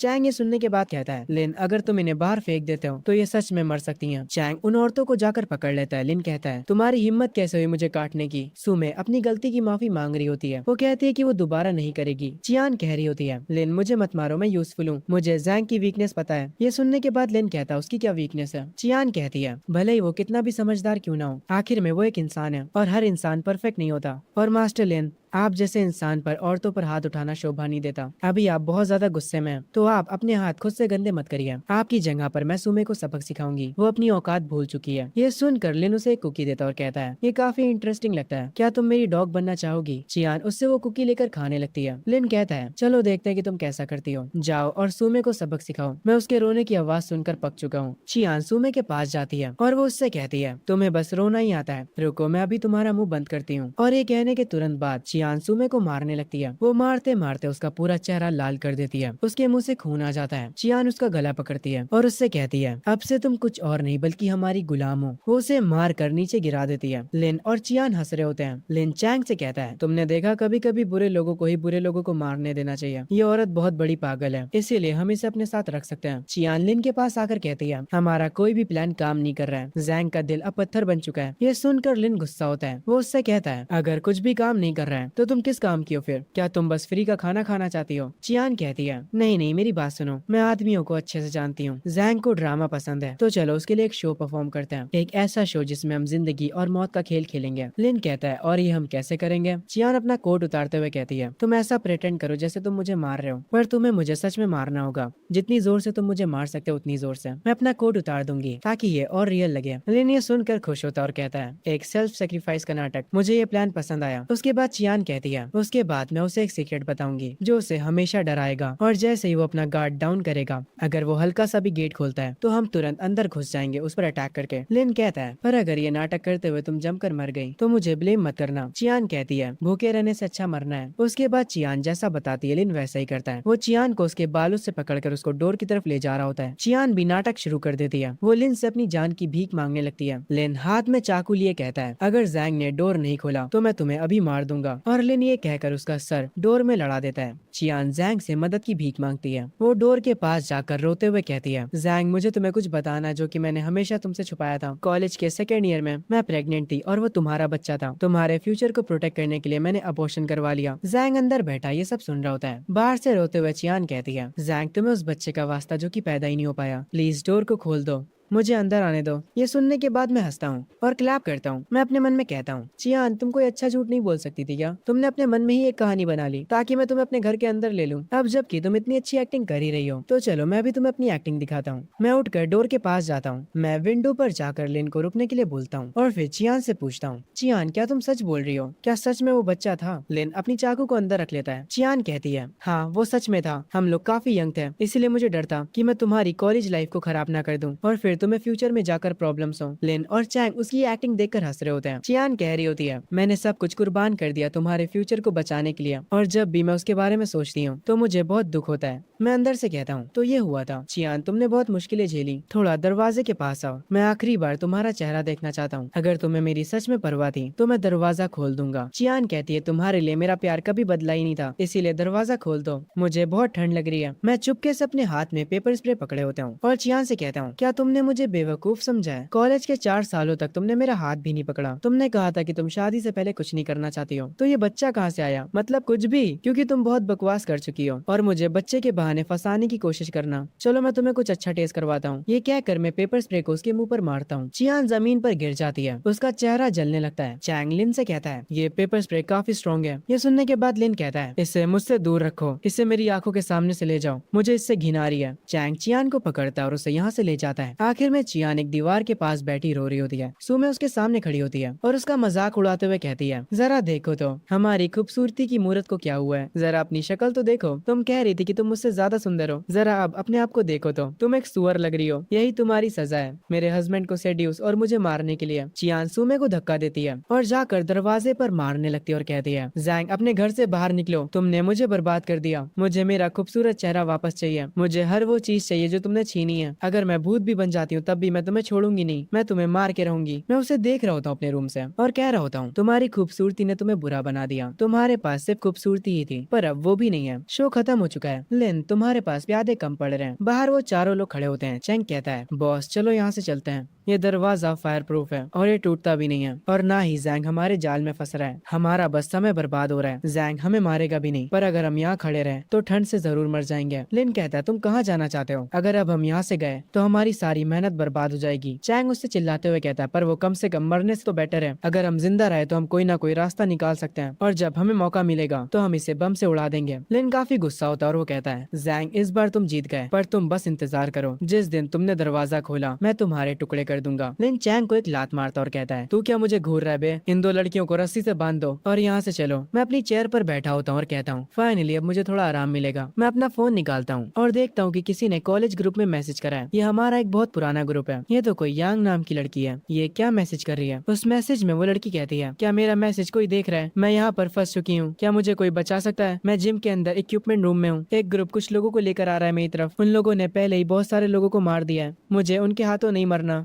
ये लड़की जो भी मदद मांग रही है, मुझे ये लड़की याद है पिछली जिंदगी में जब मुझे सबने धोखा दे दिया था और मेरे पड़ोसियों ने मेरा सारा खाना ले लिया था। जब मैं रोड पर भूखा प्यासा पड़ा था तब इसी लड़की ने मेरी मदद की थी और मुझे खाने के लिए नूडल्स दिए थे और उसने ही मुझे जिंदा रहने के लिए कहा था। वही एक अकेली लड़की थी जिसने मेरे बारे में चिंता करी। मुझे फर्क नहीं पड़ता बाकी लोगों के मरने से, पर मैं तुम्हें जरूर बचाऊंगा। मैं अपने रूम के बाहर के कैमरास को चेक करता हूँ और देखता हूँ कि वहाँ पर कोई नहीं है। अभी टेम्परेचर -60 है। लिन का ग्रुप काफी ज्यादा लालची है, पर वो इतने भी बेवकूफ नहीं है कि यहाँ पर खड़े होकर मौत को चुनेंगे। मैं अपनी जैकेट को पहनता हूँ, मैं अपनी क्रॉसबो की तरफ देखता हूँ और सोचता हूँ, ये काफी बढ़िया वेपन है पर थोड़ी स्लो भी, और ये ज्यादा लोगों को डरा भी नहीं सकती। लिन के पास गन है। मुझे ये तो नहीं पता कि उसकी गन में कितनी बुलेट्स बची हैं, पर फिर भी वो मुझे उस गन से मार सकता है। मैं इस क्रॉसबो के सहारे उसे दबा नहीं सकता हूँ और उसके पास तो पूरी गैंग है। मैं एक मैप को निकालता हूँ और उसमें रास्ता देखते हुए कहता हूँ, एक अंडरग्राउंड रास्ता है पुलिस स्टेशन के पास से, जिसके अंदर वेपन्स छुपे हुए हैं। मुझे मेरी पिछली जिंदगी में इसका पता चला था। जहाँ मैं जा रहा हूँ वो पुलिस स्टेशन उसके रास्ते में ही पड़ता है। एक तीर से 2 निशान है। मैं अपने बैग को पैक कर लेता हूँ और ग्लासेस को लगा लेता हूँ। मेरा पहला मिशन है, मुझे स्टेशन से गन उठानी है। मेरे पास गन होगी तो मैं ज्यादा सेफ रहूंगा। और उसके बाद मैं कॉलेज जाऊंगा, यांग को रेस्क्यू करने। उसने मुझे मेरी पिछली जिंदगी में जो नूडल्स दिए थे वो मेरे लिए बहुत ही ज्यादा कीमती थे। मैं किसी तरह से अपने अपार्टमेंट से निकल जाता हूँ। बाहर जोरों की हवाएं चल रही होती हैं। मेरी आंखों के सामने बर्फ बहुत ज्यादा है। अगर मैंने कोई भी गलत कदम लिया तो बर्फ की वजह से आवाज होगी, जिसकी वजह से लिन और उसके ग्रुप का ध्यान मेरी तरफ आ जाएगा। मुझे कोई भी गलती नहीं करनी है, मुझे सेफली जाकर उसे बचाना है और अपने साथ गन भी लेकर आनी है। मैं ये सोचते हुए वहाँ से आगे जाने लगता हूँ। आगे चलते चलते मेरे पैर रुक जाते हैं और वो बर्फ में धंस जाते हैं। तभी मैं अपने सामने एक बर्फ का पहाड़ देखता हूँ जो कि हल्का सा मूव कर रहा होता है। तभी उस बर्फ के पहाड़ को फाड़कर दो लोग उसमें से हथियारों के साथ निकलते हैं। वो लोग मेरा खाना छीनना चाह रहे थे। वो लोग मुझे मारने के लिए मेरी तरफ आने लगते हैं। मैं तुरंत अपनी क्रॉसबो को निकाल लेता हूँ और उनमें से एक की नेक पर अटैक करता हूँ। वो बंदा तुरंत जमीन पर गिर जाता है और ऑन द स्पॉट मर जाता है। दूसरा मुझे मारने के लिए आगे बढ़ता है, पर मैं एक और एरो निकालता हूँ और उसे उस पर पॉइंट आउट करके उसे डरा कर भगा देता हूँ। वो यहाँ से भाग जाता है, पर मैं उसे छोड़ता नहीं हूँ। जब वो भाग रहा था तो मैं उस पे उस एरो को शूट कर देता हूँ। वो भी आगे जाकर जमीन पर गिर जाता है और वहीं मर जाता है। एपोक्लिप का पहला रूल, अपने दुश्मन को कभी भी रहम मत दिखाओ। उसके बाद मैं वापस से आगे बढ़ने लगता हूँ। कुछ देर बाद मैं रुक जाता हूँ। बर्फ बहुत ही ज्यादा है, इस पर चलना मुश्किल होता जा रहा है। मुझे कोई गाड़ी चाहिए। अच्छा हुआ मैंने एक सेकंड हैंड स्नो मोबाइल खरीद ली थी और उसे अपने इन्फिनाइट स्टोरेज में सेव कर लिया था। मैं अपने बैग को उस बाइक पर रखता हूँ और उम्मीद करता हूँ कि उस पुलिस स्टेशन में गन्स हो। मैं हेलमेट को पहन लेता हूँ और गाड़ी को स्टार्ट करता हूँ और उसे लेकर सीधा निकल जाता हूँ उस पुलिस स्टेशन की तरफ। थोड़ी देर बाद मैं वहाँ पहुंच जाता हूँ। जब मैं उसके अंदर जाता हूँ तो वो जगह पूरी तबाह हो चुकी थी। अगर किसी ने इस जगह को लूट भी लिया होगा तब भी अंडरग्राउंड जो आर्मरी है उसे कोई आसानी से नहीं खोल सकता। मेरी पिछली जिंदगी में उसे ब्लास्ट करके ओपन किया गया था। मैं उस अंडरग्राउंड आर्मरी की तरफ जाने लगता हूँ। मैं अपने हाथ में टॉर्च पकड़े होता हूँ और थोड़ी देर बाद ही मुझे उस आर्मरी का गेट मिल जाता है। मैं उसे चेक करता हूँ, काफी मजबूत होता है। मैं इसे हाथों से तो नहीं तोड़ सकता, पर मेरे लिए इसे खोलना बहुत आसान है। मैं इस डोर को बस अपने इन्फिनाइट स्टोरेज में सेव कर लूंगा और बुम, ये गेट गायब। मैं उम्मीद करता हूँ कि अंदर मुझे गन्स मिल जाए, पर जब मैं अंदर जाता हूँ तो जैसा मैंने सोचा था वहाँ पर कुछ भी नहीं था। कोई ऑलरेडी इस जगह को लूट चुका है। पर उन्हें ये बात नहीं पता थी कि इस बेसमेंट के अंदर एक और सीक्रेट बेस है। मैं इस लॉक को खोल तो नहीं पाऊंगा, पर मैं इस लॉक को भी अपने इन्फिनाइट स्टोरेज में सेव कर लूंगा। और ये करने के तुरंत बाद इस सीक्रेट बेस के अंदर जो तिजोरी होती है वो खुल जाती है और उसके अंदर गन्स रखी होती हैं। इसमें जो भी गन्स रखी होती हैं वो न्यू मॉडल की होती हैं। मैं उन्हें चेक करता हूँ, फिर एक पिस्टल को अपनी पॉकेट में रख लेता हूँ और फिर बाकी की गन्स को देखता हूँ। अब एपोक्लिप में मेरे पास हथियार आ चुके थे, अब कोई भी मुझे मार नहीं सका। मैं उस गन को सेट कर लेता हूँ और तुरंत कॉलेज के लिए निकल पड़ता हूँ, यांग को बचाने के लिए। आगे मैं अपनी बाइक की मदद से कॉलेज बहुत ही जल्दी पहुंच जाता हूँ। फिर मैं उस बाइक को वापस से अपने स्टोरेज में सेव कर लेता हूँ। मैं फ्रंट डोर पर देखता हूँ तो कुछ कॉलेज के बच्चे खड़े होते हैं जो कि कॉलेज को प्रोटेक्ट कर रहे होते हैं। इसका मतलब है कि इस कॉलेज में बहुत सारे लोग होंगे। मुझे फ्रंट डोर से जाने की कोई जरूरत नहीं है, मैं ऊपर से जाऊंगा। मैं अपने स्टोरेज से सीढ़ियों को निकाल लेता हूँ और उन पर चढ़कर ऊपर जाने लगता हूँ। जैसे ही मैं ऊपर पहुंचता हूँ मैं उन सीढ़ियों को अपने स्टोरेज में वापस से सेव कर लेता हूँ। मैं जैसे ही अंदर पहुंचता हूँ तो इधर उधर देखने लगता हूँ। मैं देखता हूँ कि अंदर वो लोग आग जला रहे होते हैं। सारे स्टूडेंट से जबरदस्ती काम करवाया जा रहा था और उनसे ये सारा काम करवा रहा था उन्हीं की कॉलेज का एक लड़का जिसका नाम हाओ होता है। एपोक्लिप के बाद वो अपनी एक पूरी गैंग बना लेता है और सबके साथ मिलकर बाकी के स्टूडेंट्स को गुलाम बना लेता है। और इस बंदे की पावर्स अब एक हो चुकी हैं। पिछली बार जैसे इसको स्ट्रेंथ की ताकत मिली है, इससे कोई भी हरा नहीं सकता। एक लड़का हाओ के पास जाकर उसे बताता है इक्विपमेंट रूम अभी भी नहीं खुल रहा है, यांग बाहर नहीं आ रही है। गुस्से में हाओ अपना चिप्स का पैकेट फेंकता है। वो कहता है यहाँ का किंग मैं हूँ, तो वो मेरी बात क्यों नहीं मान रही है। वो एक कुल्हाड़ी को उठाता और कहता है आज तो ये गई, मैं दूर से ये सब देख रहा होता हूँ। हाओ और उसकी पूरी गैंग इक्विपमेंट रूम की तरफ जा रही होती है। मैं ऊपर वाले टनल से होकर इक्विपमेंट रूम की तरफ जाने लगता हूँ। हाओ और उसका ग्रुप इक्विपमेंट रूम के डोर के पास पहुंच जाता है। हाओ अपनी कुल्हाड़ी को उठाता है और उस डोर को तोड़ने लगता है। वो बार बार उस डोर पे मारे जा रहा था और कह रहा होता है यांग अभी भी मौका है, दरवाजा खोल दो। अगर तुमने दरवाजा नहीं खोला तो दरवाजा खोलने के बाद मैं तुम्हें उठाकर बाहर फेंक दूंगा और बर्फ में जमने दूंगा। अंदर से यांग की आवाज आती है जो कि कहती है यहाँ से चले जाओ तुम जानवर हो, तुम्हारे हाथ आने से अच्छा तुम्हें मरना पसंद करूंगी। ये सुनकर हाओ को गुस्सा आता है और वो अपनी पूरी गैंग को ऑर्डर देता है कि दरवाजे को तोड़ दो। उसके इतना कहते ही सब लोग दरवाजे पर मारने लगते हैं। मैं इनके ऊपर ही खड़ा होता हूँ, अपनी क्रॉसबो को उठाता हूँ और कहता हूँ पहले मैं इनसे निपटूंगा। तभी हम दो लड़कों को देखते हैं जो कि सिगरेट पी रहे होते हैं। उनमें से एक बंदा कहता है हाओ सच में कुछ ज्यादा ही गुस्सा हो चुका है, वो इस दरवाजे को तोड़ कर रहेगा। उस दरवाजे के पीछे कॉलेज की सबसे सुंदर लड़की है। दूसरा बंदा कहता है जब हाओ उससे बोर हो जाएगा तो हम भी थोड़े मजे कर लेंगे। और ये कहकर दोनों हंसने लगते हैं। तभी मैं अपनी क्रॉसबो को फायर करता हूँ और उनमें से एक बंदे को वो लग जाती है। दूसरा बंदा किसी चीज पे ध्यान दे, इससे पहले मैं उसे भी मार देता हूँ। फिर धीरे धीरे आगे बढ़ता हूँ अपनी क्रॉसबो को लेकर। ये गन शोर नहीं करती इसीलिए ये मुझे काफी अच्छी लगती है। जो एरोस से मैंने उन लोगों को मारा था मैं उन्हें साफ करके वापस से अपने पास रख लेता हूँ और आगे बढ़ने लगता हूँ। हाओ अभी तक गेट को खोलने की कोशिश कर रहा होता है। डोर को खोलते खोलते वो पसीने से नहा चुका होता है, पर वो डोर अभी तक खुला नहीं होता। पूरी गैंग हाओ को चीयर करने लगती है और कहती है बॉस आप ये कर सकते हो।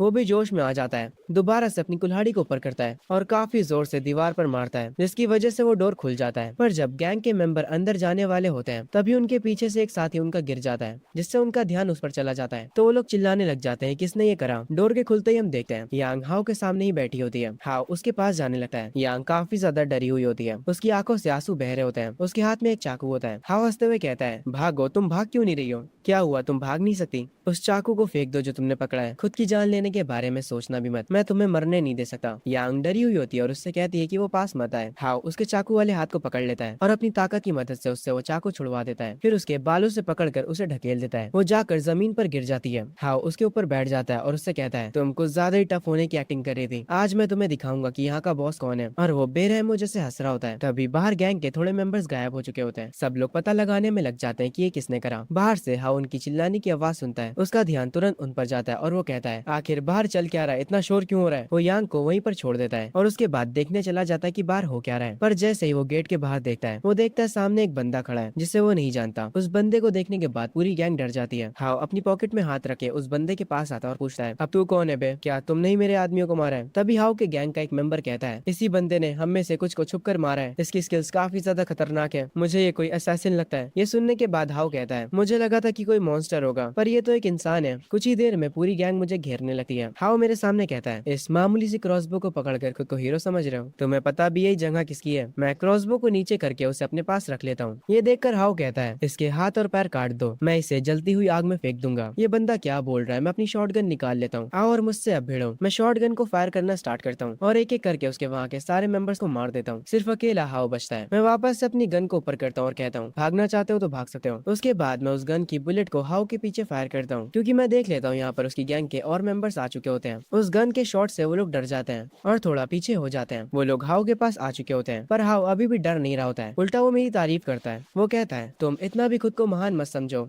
वो भी बस इसलिए क्योंकि तुम्हारे पास गन है। हाओ गुस्से में कहता है, मेरे पास पावर्स है, मैं अवेक हो चुका हूँ, अगर तुम मुझे गोली से मारोगे भी तब भी मुझे कुछ नहीं होगा। ये सुनने के बाद मैं एक सही मौके का इंतजार करता हूँ।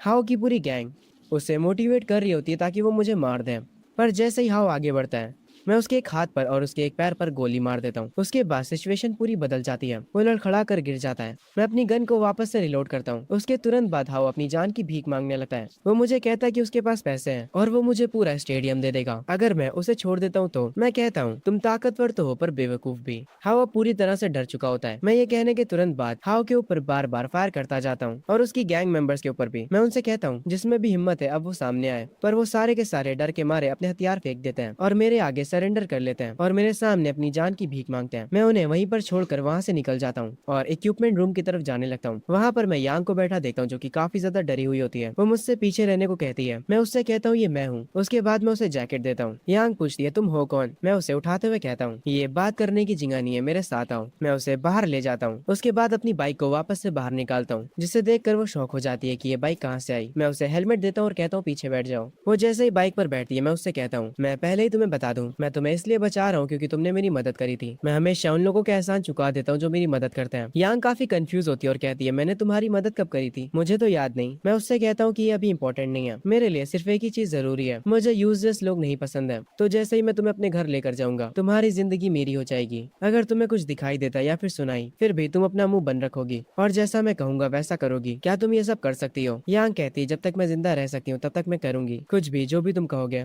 मैं तुमसे कोई सवाल भी नहीं पूछूंगी, भले ही तुम अचानक से बाइक को समझनी क्यों ना कर लेते हो। ये सुनने के बाद मैं स्माइल करता हूँ और उसे लेकर वहाँ से निकल जाता हूँ। पूरे रास्ते में सिर्फ बर्फ ही बर्फ होती है। मैं तेज स्पीड से आगे जाने लगता हूँ। हम देखते हैं जैंग के अपार्टमेंट में लिन और उसका पूरा ग्रुप आ चुका होता है। लिन बैठकर पैरों के निशानों को देखता और कहता है, ये अभी के निशान है। जैंग अपने घर से बाहर निकल चुका है। चैंग काफी कंफ्यूज होता और कहता है, इतने खतरनाक मौसम में वो बाहर क्यों निकला? क्या वो हमसे डर के भाग गया? ये सुनने के बाद लिन कहता है, तुम गलत कह रहे हो, वो भागा नहीं है। अगर तुम्हारे घर में इतना सारा सामान होता तो क्या तुम भागते? वो जरूर से वापस आएगा और यही हमारा मौका होगा। हम खुद से उसके घर के अंदर नहीं जा सकते, पर जब वो वापस आएगा तब उसे मेन रास्ते से होकर ही आना पड़ेगा। सो मैं कहती है, तो फिर हम क्या करेंगे? लिन कहता है, हम पहले फ्लोर पर जाल बिछाएंगे और उसके वापस आने का इंतजार करेंगे और फिर उसके बाद उसे मार देंगे, उसकी चाबी छीन लेंगे और उसके घर के अंदर जाकर उस पर कब्जा कर लेंगे। वो लोग पहले फ्लोर पर जाल बिछाने लगते हैं। वो एक तार को जमीन में रख देते हैं और उसे बर्फ से छुपा देते हैं। वो मुझे गिराने का प्लान बना रहे होते हैं। उसके बाद वो लोग उसके आने का इंतजार करने लगते हैं। लिन अपनी गन को वापस से निकाल लेता है और उसको फुली रीलोडेड कर लेता है। वो सबसे कहता है कि सब कहीं ना कहीं पर छुप जाओ और अपने हथियार लेना मत भूलना। लेन कहता है कि वो सीढ़ियों के पास जाएगा और वहाँ पर गन के साथ बैठेगा। वो बताता है जैसे ही जैंग गिरेगा वो उसके पैरों पर गोली मार देगा। उसके बाद उसका सारा सामान हमारा हो जाएगा। सुमे जो कि सामान के लालच में पागल हो चुकी थी वो कहती है मैं उसकी पफर जैकेट ले लूंगी, मुझे बहुत ही ज्यादा ठंड लग रही है। चियान भी जैंग के गर्म कमरे में जाने के सपने देखने लगती है। सब प्लान के मुताबिक अपनी अपनी जगह पर होते हैं। चैंग आकर लिन को बताता है हमें दूर से जैंग दिखाई दिया है। लिन कहता है जब तक मैं उसे गोली ना मार दूं तब तक कोई हरकत मत करना। मैं जो कि बाइक से आ रहा होता हूँ, मैं इतना भी बेवकूफ नहीं हूँ कि बिना तैयारी के वहाँ वापस चला जाऊँ। मैं अपने अपार्टमेंट से काफी दूर रुक जाता हूँ और बर्फ को देखकर समझ जाता हूँ कि किसी ने बर्फ से छेड़खानी की है। लिन उसे ये करता हुआ देख लेता है, पर क्योंकि जैंग काफी दूर रुका हुआ था इसीलिए वो उस पर फायर नहीं कर सकता है। मैं यांग से कहता हूँ मुझे कस के पकड़ लो और नीचे झुक जाओ और अपने कानों को बंद कर लो। उसके बाद मैं अपनी पिस्टल को बाहर निकालता हूँ और उसे डायरेक्ट अपार्टमेंट की विंडोज पर शूट करता हूँ। और मैंने अपनी इस गन को सिर्फ इसलिए फायर किया होता है ताकि लिन को पता चल जाए कि मेरे पास गन है, और वही होता भी है। जैसे ही लिन को पता चलता है कि जैंग के पास गन है वो तुरंत उस विंडो के पास से भाग जाता है। मैं एक के बाद एक फायर करता हूँ। उसके बाद मैं वापस से अपनी बाइक को अपने स्टोरेज में सेव कर लेता हूँ और यांग को लेकर आगे जाने लगता हूँ। मेरा पैर उस ट्रैप पर लगता है जिससे उन लोगों ने सेट करा था, पर मैं गिरता नहीं हूँ। जैसे ही दरवाजा खुलता है मैं देखता हूँ लिन और उसका पूरा ग्रुप मेरे इंतजार में खड़ा होता है। मैं अपनी गन निकाल कर उन पर पॉइंट आउट करता हूँ और कहता हूँ यहाँ से भाग जाओ, और मेरे ये कहते ही वहाँ से सब लोग भाग जाते हैं। मैं यांग को लेकर ऊपर जाने लगता हूँ। अपने घर के डोर को खोलता हूँ। यांग और मैं अपने घर में वापस आ जाते हैं। मैं जाकर डाइनिंग टेबल पर बैठ जाता हूँ। यांग को जो मैंने जैकेट दी थी वो उसे रख रही होती है। उसके बाद वो आसपास की जगह को देखती है, वो डाइनिंग टेबल को छूती है और उसके बाद जहाँ पर आग जल रही होती है वहाँ पर जाकर अपने हाथ सेकने लगती है। थोड़ी गर्माहट मिलने के बाद वो मुझसे पूछती है कि मेरी जगह इतनी गर्म क्यों है जबकि बाहर तो पूरा शहर बर्फ से ढक चुका है। मैं उससे कहता हूँ कि एक सीक्रेट है। तभी मैं उसके सामने अचानक से अपने स्टोरेज में से खाने को निकालता हूँ और कहता हूँ अभी ऐसी बहुत सी चीजें जो कि तुम्हें नहीं समझ आएंगी। यांग खाने को अचानक से टेबल पर आता देख हैरान हो जाती है। वो कहती है तुम अचानक से चीजों को ला सकते हो। मैं उससे कहता हूँ हाँ कुछ ऐसे ही समझ लो, अब बैठ जाओ और खाना खाओ। मैं उस खाने की फोटो खींचता हूँ और अपने मन में सोचता हूँ मेरे पड़ोसियों ने भी क्या जाल बिछा के रखा था। मैं उस फोटो को ऑनलाइन पोस्ट करता हूँ और कैप्शन में लिखता हूँ अकेले खाने से ज्यादा मजा किसी के साथ खाने में आता है। मेरे प्यारे पड़ोसियों, क्या तुमने अभी तक खाना खाया? तभी हम लिन के ग्रुप पर आते हैं जिसमें चैंग हमें बताता है जो इनकी पड़ोस वाली आंटी हुआ करती थी वो भूख की वजह से मर गई। लिन कहता है अगर हमें जल्दी खाना नहीं मिला तो फिर वो हमारी किस्मत होगी। वो लोग कुकीज खाकर सर्वाइव कर रहे होते हैं। तभी लिन जब अपना फोन देखता है तो वो देखता है कि जैंग ने ग्रुप पर एक फोटो भेजा है जिसमें बहुत सारा खाना होता है। ये देखकर लिन का ग्रुप काफी दुखी हो जाता है। चियान तो रोने ही लगती है। सब लोग उसके खाने की फोटो को देखकर पागल से हो जाते हैं। लिन तो जैंग को कर्ज देने लगता है और कह रहा होता है तुम साले जैंग बहुत बुरी मौत मरोगे, तुम सहकर हमें गुस्सा दिला रहे हो। पर उन सारे लोगों से अलग मैं तो शांति से बैठकर अपने घर पर खाना खा रहा होता हूँ यांग के साथ। उसके बाद मैं अपने फोन पर ग्रुप पर लिन का रिएक्शन देखता हूँ और उसे यांग को भी दिखाता हूँ। हम दोनों ये देखकर हंसते हैं। उसके बाद यांग मुझसे पूछती है, वो कहती है कि मैं उसे क्रॉसबो चलाना सिखाऊं, और वो क्रॉसबो चलाना इसलिए सीखना चाहती है ताकि वो मेरी मदद कर सके। मैं उसे क्रॉसबो दे देता हूँ। यांग कहती है मैं वापस से कमरे में छुप कर नहीं रहना चाहती। मैं उसे क्रॉसबो सिखाने के लिए मान जाता हूँ। उसके बाद उसे आकर क्रॉसबो को पकड़ना सिखाता हूँ और कहता हूँ एपोक्लिप में तुम बस हेसिटेट मत करना, भले ही तुम्हें किसी को मारना क्यों ना पड़े, और किसी पर भी रहम मत करना। यांग कहती है कि मैं समझ गई। उसके बाद मैं उसे क्रॉसबो को अच्छे से सिखाने लगता हूँ और उसका निशाना सच में काफी अच्छा होता है। वो भी क्रॉसबो को सीख कर काफी खुश हो जाती है। तभी हम देखते हैं सुबह सुबह लिन कुछ छुप कर खा रहा होता है। तभी चैंग की आंखें खुल जाती हैं। लिन उससे कहता है मैं तुम लोगों के साथ ये खाना शेयर करने ही वाला था, मुझे ये अभी अभी मेरी पॉकेट में मिला था। चैंग कहता है झूठ मत बोलो, तुम बस अकेले ये खाना चाहते थे। वो लिन का कॉलर पकड़कर उसे उठा लेता है और उससे कहता है पिछली रात मुझे कितनी भूख लगी थी और जब मैं सुबह उठा तो क्या देख रहा हूँ, तुम हमसे छुप कर खाना खा रहे हो। लिन कहता है मुझे छोड़ दो, मैं यहाँ का लीडर हूँ, मेरे बिना तुम लोग कुछ नहीं कर पाओगे। चैंग उसे जमीन पर फेंक देता है और उससे कहता है तुमने कहा तुम्हारा होना जरूरी है,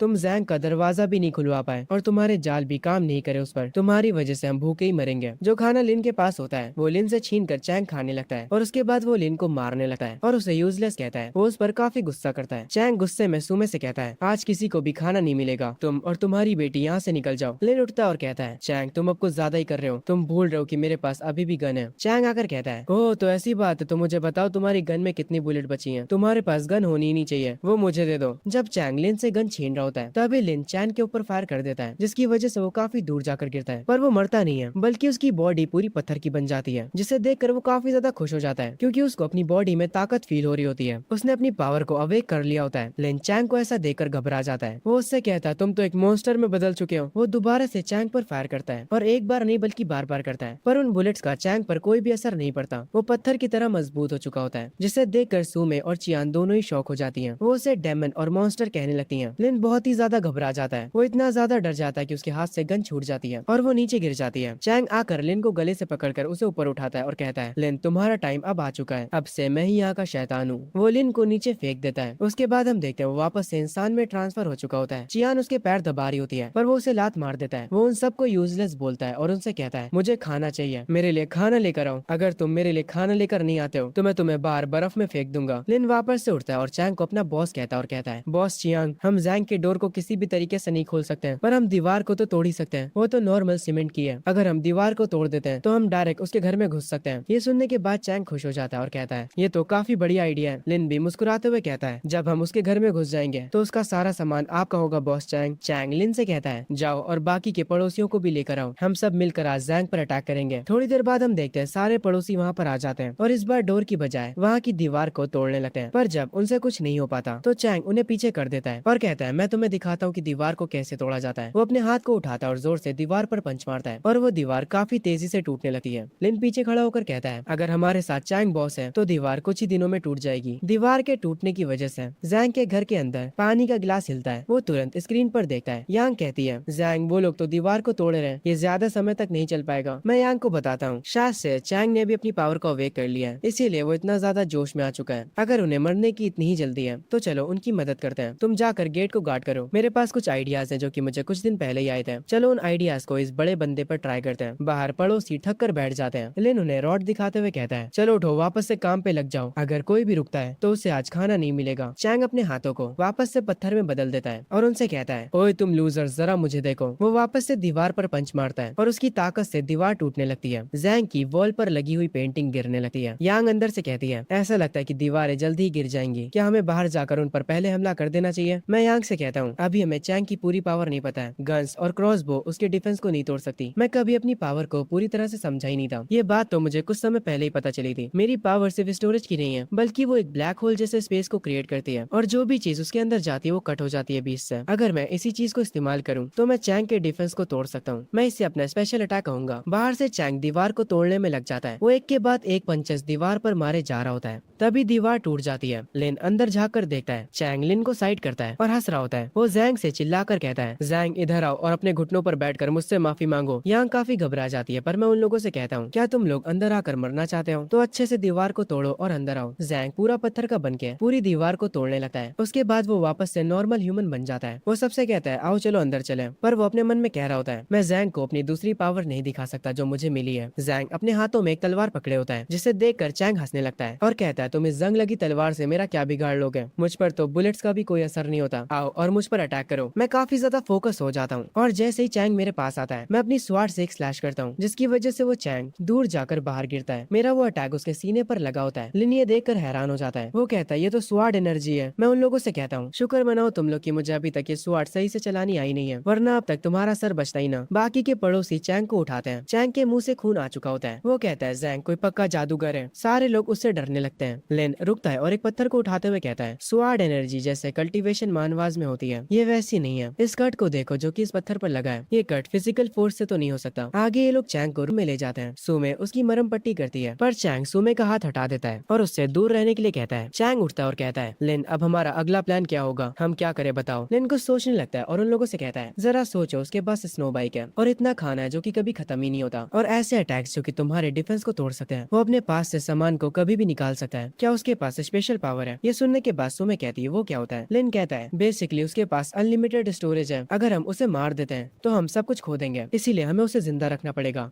और उसे अपने कंट्रोल में लेना होगा। उसके बाद उसका सारा सामान हमारा हो जाएगा। वो आदमी एक लिविंग ट्रेजर है। चैंग कहता है, तो तुम्हारा मतलब है हमें उसे अपना गुलाम बनाना होगा? लिन मुस्कुराते हुए कहता है, हाँ, तुम्हें बस उसके अटैक्स को ब्लॉक करना होगा और उसके बाद उसे बांधना होगा और फिर हमारी लाइफ सेट हो जाएगी। थोड़ी देर बाद लिन जो होता है वो एक कोने में बैठकर नूडल्स खा रहा होता है। चैंग उससे कहता है कि वो नूडल्स उसे दे दे क्योंकि चैंग को भूख लगी होती है, पर लिन वो उसे देने से मना करता है। वो कहता है उसने पिछले 2 दिनों से अच्छे से खाना नहीं खाया है, इसीलिए वो उसे ये नहीं दे सकता। पर चैंग उठता है और एक रॉड को उठाकर उससे कहता है, तूने क्या कहा बे? तू मुझे नहीं नहीं देगा, मैं चाहूँ तो तुझे अभी मार सकता हूँ। वो उसका कॉलर पकड़कर उससे वो नूडल्स छीन लेता है और लिन से कहता है, याद रखना तू मेरा कुत्ता है, मैं जब चाहूँ मैं तुझे मार सकता हूँ। फिर वो उसके सर को सहलाते हुए कहता है, बच्चा है तू मेरा, चला तुझे फैंटा पिलाता हूँ। पर लिन से अब चैंग की गुलामी बर्दाश्त नहीं होती, उसे बहुत गुस्सा आता है। चैंग लिन के सामने जाकर विंडो के पास खड़ा हो जाता है। लिन को अब चैंग का कुत्ता नहीं बनना था। वो अपनी पॉकेट से एक वेपन टाइप का कुछ निकालता है और उससे चैंग के सीने पर मारता है। उसके बाद लिन पागल हो जाता है। वो कहता है, मर जा साले कमीने, सारा खाना मेरा है। वो चैंग का गला पकड़ लेता है और कहता है, ताकत, सारी ताकत मेरी है। और जब लिन चैंग का गला दबा रहा होता है तभी लिन के हाथों से बर्फ निकलने लगती है और वो चैंग को पूरा जमा देता है, जिसकी वजह से चैंग मर जाता है। लिन ये देखकर हैरान हो जाता है। वो समझ जाता है कि उसने अपनी पावर्स को अवेक कर लिया है। ये देखकर सब हैरान हो जाते हैं। लिन वापस से सब पे कंट्रोल ले लेता है और एक और बार फिर से यहाँ का बॉस बन जाता है। वो अपनी पावर्स का यूज करते हुए सबसे कहता है, अब से मैं यहाँ का इंचार्ज हूँ, तो तुम सबको मेरी बात सुननी होगी। हम दोबारा से जैंग के घर पर हमला करेंगे और उससे उसका सारा खाना ले लेंगे।